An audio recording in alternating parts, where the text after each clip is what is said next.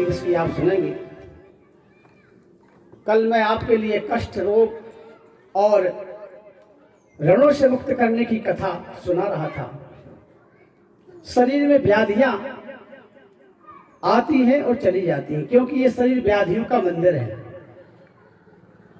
भगवत कृपा से कुछ व्याधि मुझे सवेरे से लग गई थी, जिससे मैं पीड़ित हो गया, लेकिन अब फिलहाल ठीक हूं, क्योंकि व्याधियां तो आती जाती रहती हैं। इस प्रकार स्वास्थ्य के लिए भी खान पान, आहार विहार करने के बाद ही सुरक्षित है।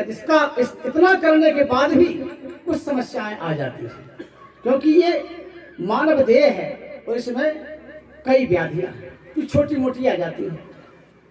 इस प्रकार भगवत कृपा से लेकिन वह सब दूर हो जाता है।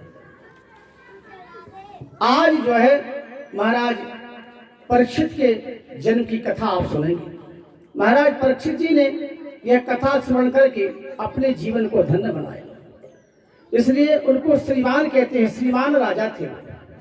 श्रीमान राजा हमारे इस भारत भूमि पर जब तक वो रहे तब तक उनका राज्य अच्छा चला। जो राजा उसी को बनाया जाता है, श्रीमान उसी को बनाया जाता है जो योग्य होता है। तो श्री माने क्या होता है? लक्ष्मी। श्रीमान, मान माने क्या होता है? बुद्धि। अब मैं आपसे पूछता हूं, मैं ही बता देता हूं। श्री माने लक्ष्मी, मान माने बुद्धि। इसलिए नाम के पहले श्रीमान लगाया जाता है। जैसे श्रीमान रामलाल जी, आप डायरेक्ट चिल्लाएंगे रामलाल तो उसको बुरा लगेगा। यदि आप उससे कहेंगे श्रीमान रामलाल तो इस सम्मान का शब्द होगा। यदि आप इस सम्मान से बुलाएंगे तो क्या क्या प्राप्त होगा? लक्ष्मी प्रसन्न होगी और बुद्धि देवी प्रसन्न होगी। कोई अधिकारी हो, बड़ा अधिकारी, उसको हम श्रीमान लगाते हैं। और कभी कभी हमारी भाषा शैली में भी यदि श्रीमान बात करते हुए लगता रहे, लग जाए, तो लक्ष्मी और बुद्धि दोनों प्रसन्न हो जाती है। किसी का नाम अगर पुकार कर बुलाए तो उससे श्रीमान लेकर के फिर उसका नाम बुलाए। अच्छा, श्रीमती क्यों कहते हैं भैया? ये तो श्रीमान हो गए। अच्छा, ये कब लगता है? जब तक शादी नहीं होती तब तक श्रीमान नहीं लगता। उस शादी होने के बाद में श्रीमान शब्द जो है नाम के आगे लग जाता है। शादी होगी तो क्या हुआ? श्री माने लक्ष्मी, पत्नी आ गई, तब श्री लगता है। जब तक विवाह नहीं होता जब तक श्री नाम के आगे नहीं लगाया जाता है। और श्रीमती क्यों कहा जाता है? श्रीमती जमुना देवी। इस प्रकार श्रीमती लगता है कि कन्याओं का विवाह हो जाता है तो उनके नाम के आगे श्रीमती, फॉर्म वगैरह भरते हैं श्रीमती लिखा है। डायरेक्ट नाम जैसे जमुनाबाई, उसमें भी श्रीमती लगाना पड़ेगा। क्यों? उनके पास भी बुद्धि और श्री की प्राप्ति हो गई, विवाह होगा, शादी हो गई, और शादी होने के बाद में श्रीमान और श्रीमती लग गया। इस प्रकार जो लक्ष्मी की मान है वही श्रीमान होता है, इसलिए श्रीमती लगाते हैं। भाई पत्नी की बात माने वो श्रीमान हो गया। माने बुद्धि को अपने बस में करे वो श्रीमान, और पति अपनी पत्नी को श्रीमती बनी, बुद्धि की देवी। बहुत बुद्धियां होती माताओं बहनों में, पुरुषों से ज्यादा। एक घर आगे चलती है बुद्धि के मामले में। तो श्रीमान और श्रीमती ये शब्द लग गया। इसलिए पति पत्नी का प्रेम कैसे होना चाहिए? कैसे होना चाहिए पति पत्नी का प्रेम? बताओ, पति पत्नी का प्रेम कैसे होना चाहिए? जैसे दूध में जल मिला देते हैं तो दूध और जल का पता नहीं चलता, ऐसा प्रेम होना चाहिए पति पत्नी में। दूध में जल मिला दिया तो जल का पता नहीं, और वो दूध उस जल को अपने में समाहित कर लेता है। दूध जल के समान पति पत्नी का प्रेम होना चाहिए। और इसके पश्चात में ये शरीर का निर्माण होता है। जब शरीर का निर्माण होता है तो इस शरीर कैसे बनता है? ये 5 तत्वों से शरीर बनता है। और 5 तत्व जब इसमें प्रवाहित हो जाते हैं तो सारी क्रियाएं, धन वैभव लक्ष्मी यश कीर्ति मान सम्मान श्री सब कुछ इस शरीर को प्राप्त हो जाती है। इसलिए जल तत्व के लिए कहा है भगवान गणेश है, वायु तत्व के देवता भगवान सूर्य हैं, और पृथ्वी तत्व के देवता भगवान शंकर हैं, और आकाश तत्व के देवता भगवान विष्णु हैं। इन 5 देवताओं से मिलकर के ये शरीर बना है, और इस शरीर में अलग अलग देवताओं ने अलग अलग बुद्धियां प्रवाहित कर दी है। बुद्धि है, ज्ञान है, विवेक है, संस्कार है। 5 इंद्रियां, ज्ञानेन्द्रियां, 5 कर्मेंद्रियां इस शरीर में प्रवेश कर दी गई हैं। इसलिए गोस्वामी जी कहते हैं, चिति जल पावक गगन समीरा पंच रचित अधम शरीरा। चिति जल पावक गगन समीरा पंच रचित अधम शरीरा। तो स्वामी जी ने इसके लिए अधम क्यों कहा? अरे बोलो तो, इस शरीर को अधम क्यों कहा? अधम बोल दिया गोस्वामी जी ने। माने अधम माने अपवित्र। ये शरीर अपवित्र है, इसको पवित्र कब बनाया जाता है मेरे भाई बहनों? इस शरीर पवित्र कब बनता है? जब पंडित जी पूजन कराने आते हैं आपके घर। यदि ब्राह्मण पूजन कराने आए तो आप तो स्नान करके आए हैं, बढ़िया अच्छे सुंदर कपड़े पहन करके, अच्छे कपड़े पहने, आपने स्नान किया, आपने तिलक लगाया, आपने पूजन की भगवान की, और फिर आप पूजन में ब्राह्मण जब पूजन कराता है तो आप बैठते हैं। तो उस समय ब्राह्मण आपके ऊपर जल सिंचन करता है, वो मंत्र बोलता है, अपवित्रः पवित्रो वः सर्वावस्थांगतो पिबः याश्वरेत पुंडरीकाक्षं शवायाभ्यंतरः शुचि। फिर आपको मंत्र के द्वारा फिर क्यों स्नान कराता है पंडित? 3 आचमनी जल पिलाता है, और फिर आपके शरीर के ऊपर जल छिड़काते हैं। तो जल छिड़काने के बाद में फिर आसन को शुद्धिकरण, पृथ्वी त्वया धृता लोका विष्णु नाम च धृतम् यः। इस प्रकार पृथ्वी की पूजन करा के आसन को शुद्धिकरण कराता है। ऐसा क्यों? इसलिए ब्राह्मण को बुलाया जाता है कि मंत्रों से यह शरीर पवित्र हो जाता है, क्योंकि ये माता के गर्भ में 9 महीने ये जीवात्मा पड़ी रहती है, और जब बाहर निकलती है तो अपवित्र हो जाती है। अच्छा आप बताओ, जन्म होने के बाद में कितने दिन तक सूतक रहती है? पूजन नहीं करते आप? 10 दिन तक, और मूल लग गए तो 1.25 महीना। जन्म की सूतक 10 दिन तक रहती है, तो जन्म की सूतक में अपवित्रता आ गई। तो जन्म से ही वह जीवात्मा, वह बच्चा अपवित्र हो जाता है, सूतक लग जाती है, और बाद में जब मरण होता है तब कितने दिन की सूतक रहती है? जब तक रसोई नहीं होती तब तक सूतक रहती है, 13 दिन की।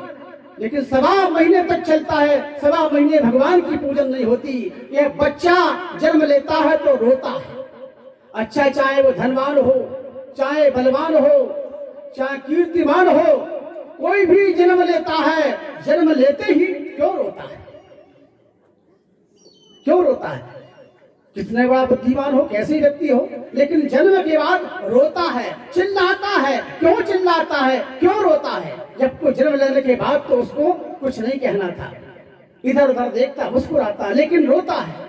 कितने धनपति बन जाए, चाहे गरीब हो, सामान्य वर्ग हो, चाहे अरबपति हो, लेकिन जन्म के समय रोता है। इसका कारण क्या है? क्यों रोता है? वह गर्भ से बाहर आकर के इसलिए रोता है, हे भगवान आपको बारंबार नमस्कार है, प्रणाम है। रोने की आवाज में वह एक शब्द बोलता है कि प्रभु मुझे नरक से तुमने बाहर कर दिया, क्योंकि 9 महीने में गर्भ में फंसा हुआ, पिंजरे में पड़ा हुआ था, और उस गर्भ से तुमने बाहर कर दिया। इसलिए भगवान से प्रार्थना करता है रोते हुए, इसलिए रोता है। अब बहुत सी माताएं बहनें कहती हैं कि वो ये बोलता है कहाँ आ गए, कहाँ आ गए, कहाँ आ गए। लेकिन हमारे पुराणों में ऐसा नहीं। पुराणों में है कि भाई भगवान से प्रार्थना करता है, प्रभु आपने मुझे उस नरक से बाहर कर दिया और मैं अब आपका भजन करूंगा, यजन करूंगा, पूजन करूंगा, ध्यान करूंगा। उस समय ये वचन बोलता है भगवान से। और जब बड़ा हो जाता है तो सारे वचन भूल जाता है।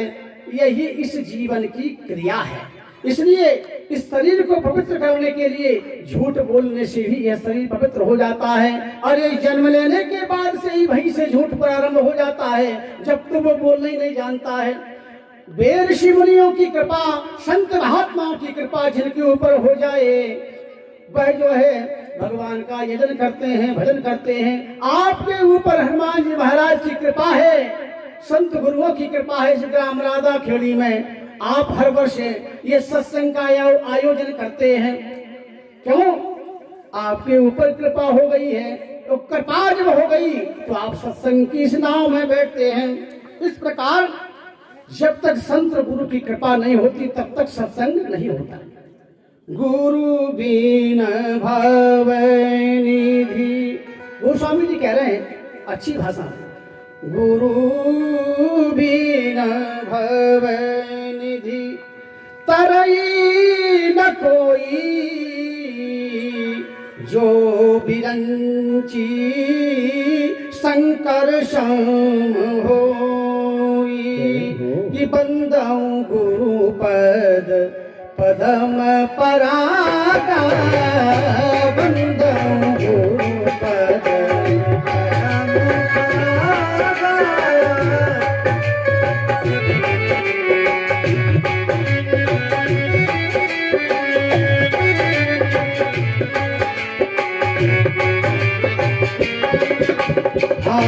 बंदऊ गुरु पद पदम परागा, सुरुचि सुवास सरस अनुरागा, सुरुचि सुवास सरस अनुरागा, बंदऊ गुरु पद।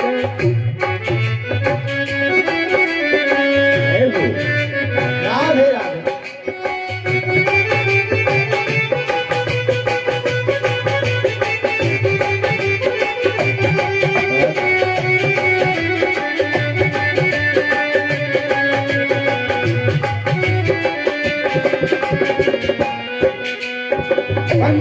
गुरुपद पदम परागा, सुरुचि सुवास सरस अनुरागा। इसलिए गुरु की वंदना की जाती है, ब्राह्मण की वंदना की जाती है, संतों की वंदना की जाती है। क्यों?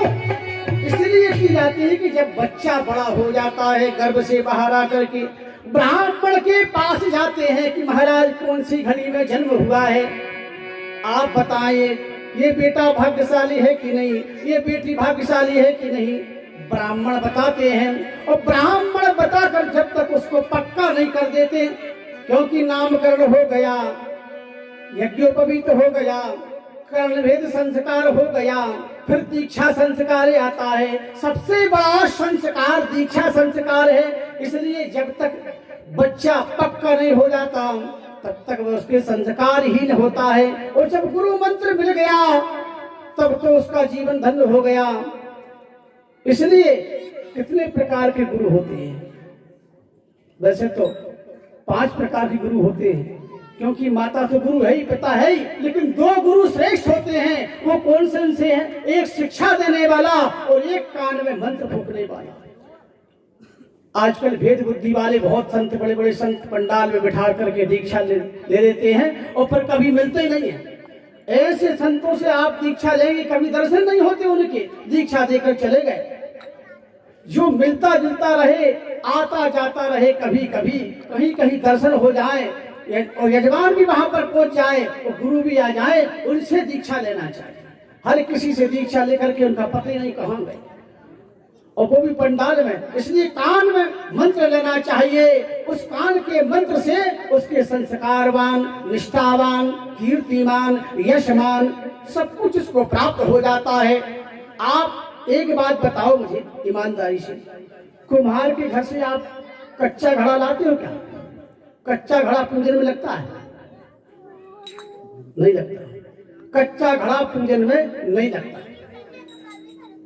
उसी प्रकार यह बच्चा जब तक पक्का नहीं हो जाता तब तक काम का नहीं होता, उसको पक्का करना पड़ता है। जैसे कुम्हार के कच्चे घड़े का कोई काम नहीं है, इस प्रकार पूजा के काम नहीं आता है। जब तक कच्चा घड़ा है तब तक धर्म कर्म के काम नहीं आता, लेकिन जब पक्का घड़ा बन जाता है तो वही घड़ा पूजा पाठ में आता है। मिट्टी का पात्र, दिए, कच्चे दिए लाकर क्या करोगे, वो भी काम नहीं पड़ते। पक्का जब तक नहीं हो जाता, जब तक हम उसको पूजन में नहीं लेते। पक्का घड़ा हो गया, पूजा पाठ धर्म कर्म विवाह शादी में मंगल कार्य में वह मिट्टी का पात्र शुभकारी होता है, क्योंकि प्रजापति कुम्हार जो है उसको हवा में गर्म करता है, अग्नि में जलाता है, पक्का हो जाता है। उसी प्रकार यह जीवात्मा, यह बेटा, इस बच्चा, सारे संस्कार जब तक उसको प्राप्त नहीं होंगे तब तक वह पक्का नहीं बनेगा। इसलिए गुरु बनाए जाते हैं जो धन कमाने का रास्ता बताए, जो मोक्ष दिलाए, जो स्वर्ग जाने का रास्ता बताए, जो अपने जीवन में संकट न आए, ऐसा गुरु बनाओ जिसके पास हर चीज का तोड़ हो, आपको सही मार्ग देवे, ऐसे गुरु को गुरु बनाओ, उससे मंत्र लो। इसलिए गुरु बिना भाव निधि तरई न कोई, इसलिए गुरु के बिना तरन तारण नहीं होता है। इस प्रकार पापों से मुक्ति दिलाता है, हृदय से ईश्वर की भक्ति दिलाता है। नारद जी ने नारायण से कहा कि महाराज लाख करो तुम पूजा, कहने लगे, दोनों में आपस में चर्चा हुई कि लाख करो तुम पूजा और तीरथ करो हजार। लाख करो तुम पूजा, तीरथ करो हजार। जब लगी भागवत पुराण सुनी, नहीं तो सब कुछ है बेकार। जब तक तुमने भागवत पुराण कथा नहीं सुनी तब तक सब कुछ बेकार है। इसलिए कथा सत्संग में जरूर जाना चाहिए। अरे जो कुछ मिल जाए, अब पूरी बातें तो याद नहीं रहती, लेकिन थोड़ी सी भी अगर कान में हृदय में पहुंच गई तो बहुत बड़ी बात है। उससे भी जो है हमें पुण्य की प्राप्ति हो जाती है, धर्म की प्राप्ति हो जाती है, हमारे खाते में वह बैलेंस पहुंच जाता है। इसलिए बिना कथा सुनने का काम कौन का है? जो कुछ जानते नहीं है, जिनकी मति ठीक नहीं है, जिनका मान ठीक नहीं है। श्रीमान श्रीमती, इन ये दो शब्द जो हैं, इनको जिसने समझ लिया वह सत्संग करेगा। इस प्रकार नारद जी कहते, प्रभु मेरी बात समझ में आ गई। सत्संग का मतलब कलयुग में राम नाम का जप, राम नाम का जप तो करना पड़े। कि राम नाम जप ले, राम नाम जप ले, सहारा मिलेगा। डूबे हुओं को किनारा मिलेगा। राम नाम जप ले,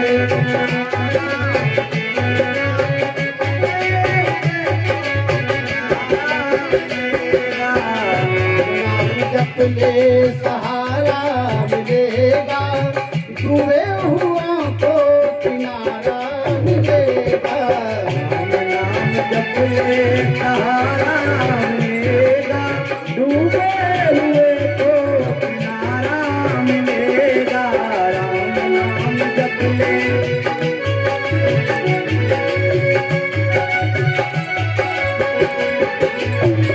राधे